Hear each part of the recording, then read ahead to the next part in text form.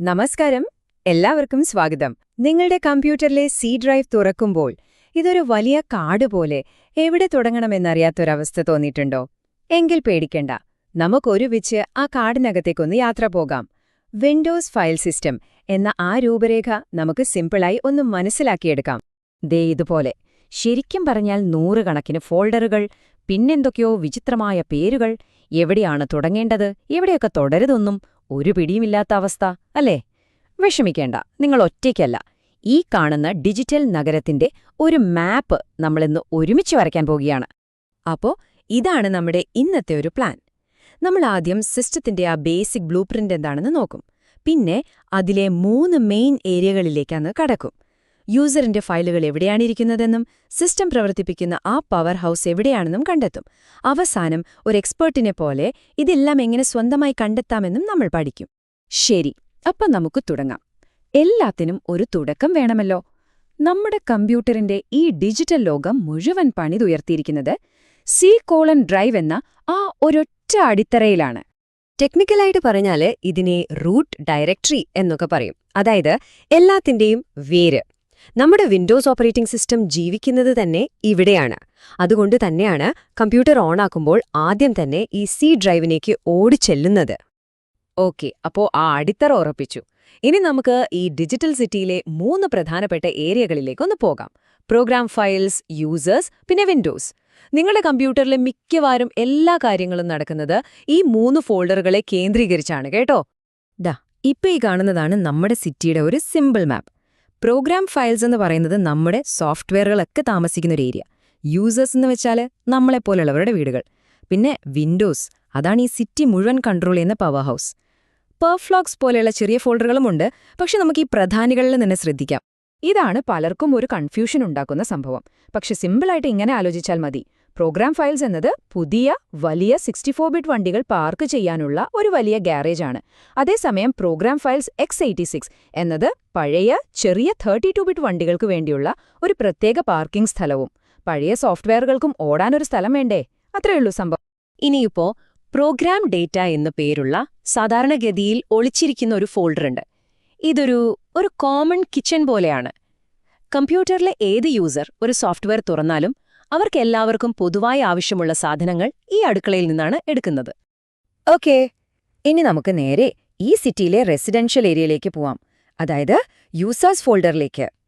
നിങ്ങളുടെ ഡെസ്ക്ടോപ്പ്, ഡൗൺലോഡുകൾ, ഫോട്ടോകൾ, ഡോക്യുമെന്റ്സ്, നിങ്ങളുടെ ഡിജിറ്റൽ ഐഡന്റിറ്റി, നിങ്ങളുടെ എല്ലാം ഇവിടെയാണ്. അതിനകത്ത് കയറുമ്പോൾ നിങ്ങളുടെ യൂസർ നെയിം വെച്ചൊരു ഫോൾഡർ കാണാം. അതാണ് നിങ്ങളുടെ സ്വന്തം വീട്. പിന്നൊരു പബ്ലിക് ഫോൾഡറുണ്ട്. ഇത് വീട്ടിലൊരു ലിവിംഗ് റൂം പോലെയാണ്. ആർക്കും വന്നിരുന്ന് ഫയലുകൾ എടുക്കാനും ഷെയർ ചെയ്യാനും പറ്റും. ഡീഫോൾട്ട് ആണെങ്കിൽ പുതിയൊരു യൂസറിനെ നമ്മൾ ഉണ്ടാക്കുമ്പോൾ അവർക്ക് വേണ്ടിയുള്ള റൂം ഒരുക്കാനുള്ളൊരു ടെംപ്ലേറ്റ് ആണെന്ന് പറയാം. എന്നാൽ നിങ്ങളുടെ ഈ വീടിനുള്ളിൽ ഒരു സീക്രട്ട് റൂമുണ്ട്. അതാണ് ആപ്പ് ഡേറ്റ ഫോൾഡർ. സാധാരണയായി ഇത് ഹിഡൻ ആയിരിക്കും. നിങ്ങൾ ഉപയോഗിക്കുന്ന ഓരോ സോഫ്റ്റ്വെയറും നിങ്ങളെക്കുറിച്ചുള്ള കാര്യങ്ങൾ ഓർമ്മിച്ചു വെക്കുന്നതും നിങ്ങളുടെ സെറ്റിംഗ്സ് സൂക്ഷിക്കുന്നതും ഇവിടെയാണ്. ഈ സീക്രട്ട് റൂമിന് തന്നെ 3 ഭാഗങ്ങളുണ്ട്. റോമിംഗ് എന്ന് പറഞ്ഞാൽ നിങ്ങൾ വേറെ ഏത് കമ്പ്യൂട്ടറിൽ ലോഗിൻ ചെയ്താലും നിങ്ങളുടെ കൂടെ വരുന്ന സെറ്റിംഗ്സ്, ഉദാഹരണത്തിന് നിങ്ങളുടെ ബ്രൗസറിലെ ബുക്ക് മാർക്കുകളൊക്കെ. ലോക്കൽ ആണെങ്കിൽ ആ കമ്പ്യൂട്ടറിന് മാത്രം വേണ്ട വലിയ ഫയലുകളും ക്യാഷെയുമൊക്കെ. പിന്നെ ലോക്കൽ ലോ, ഇത് കുറച്ചുകൂടി സ്പെസിഫിക് ആണ്. സേഫ് മോഡിലൊക്കെ ബ്രൗസർ വർക്ക് ചെയ്യുമ്പോൾ ഉപയോഗിക്കുന്ന ഡേറ്റ വയ്ക്കാനുള്ള ഒരിടം. ശരി, ഇതുവരെയുള്ളതെല്ലാം ഓക്കെ. ഇനി നമ്മൾ പോകുന്നത് ഈ ഡിജിറ്റൽ സിറ്റിയുടെ ഹൃദയത്തിലേക്കാണ്. അതിന്റെ പവർ സ്റ്റേഷനിലേക്ക്, വിൻഡോസ് ഫോൾഡർ. ഒരു കാര്യം ഞാൻ ആദ്യമേ ഉറപ്പിച്ചു പറയാം. ഇവിടം ഒരു എഞ്ചിൻ റൂം പോലെയാണ്. നിങ്ങൾക്ക് 100% ഉറപ്പില്ലാത്ത ഒരു ഫയലും ഇവിടെ നിന്ന് ഡിലീറ്റ് ചെയ്യാനോ മാറ്റം വരുത്താനോ നിൽക്കരുത്.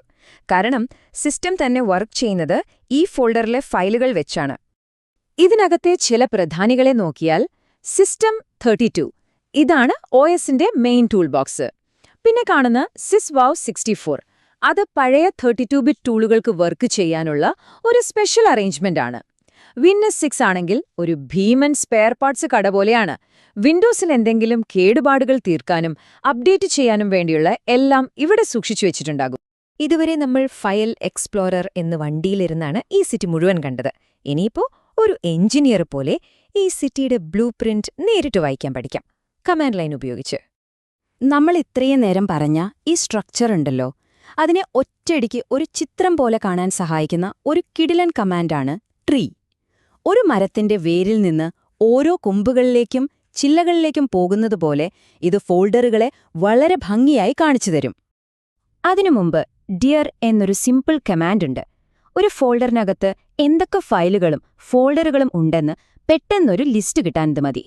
ഒരു റൂമിൽ കയറിയിട്ട് അവിടെ എന്തൊക്കെയുണ്ടെന്ന് ഒന്ന് കുറിച്ചെടുക്കുന്നത് പോലെ. ഇതുപയോഗിക്കാൻ ഭയങ്കര എളുപ്പമാണ്. ആദ്യം കമാൻഡ് പ്രോംപ്റ്റ് തുറക്കുക. ഫോൾഡറുകൾ മാത്രം മതിയെങ്കിൽ ട്രീ C:* എന്ന് ടൈപ്പ് ചെയ്ത് എൻ്റർ അടിച്ചാൽ മതി. ഇനിയിപ്പോൾ അതിനകത്തുള്ള ഫയലുകൾ കൂടി കാണണമെന്നുണ്ടെങ്കിൽ ട്രീ C:\f/more എന്ന് കൊടുത്താൽ മതി. അപ്പോൾ അത് ഓരോ പേജായി നിർത്തി കാണിച്ചു തരും. അപ്പോൾ ഇപ്പം നിങ്ങളുടെ കയ്യിൽ ഒന്നല്ല പല പുതിയ വഴികളുണ്ട് നിങ്ങളുടെ കമ്പ്യൂട്ടറിനെ ശരിക്കും മനസ്സിലാക്കാൻ. നമ്മൾ സാധാരണ കാണുന്ന ആ ഐക്കണുകൾക്കും ഫോൾഡറുകൾക്കും അപ്പുറത്തുള്ള ഒരു ലോകം. ഇപ്പോ ഈ ഡിജിറ്റൽ ലോകത്തിന്റെ ഒരു ബ്ലൂ പ്രിന്റ് നിങ്ങളുടെ കയ്യിലുണ്ട്. ഈ പുതിയ അറിവ് വെച്ച് അടുത്തതായി എന്ത് കണ്ടെത്താനാണ് നിങ്ങൾ പോകുന്നത്? നിങ്ങളുടെ സ്വന്തം സിസ്റ്റത്തിലെ എന്ത് രഹസ്യമാണ് നിങ്ങളിനി ചുരുളഴിക്കാൻ പോകുന്നത്? എക്സ്പ്ലോർ ചെയ്തുകൊണ്ടേയിരിക്കുക.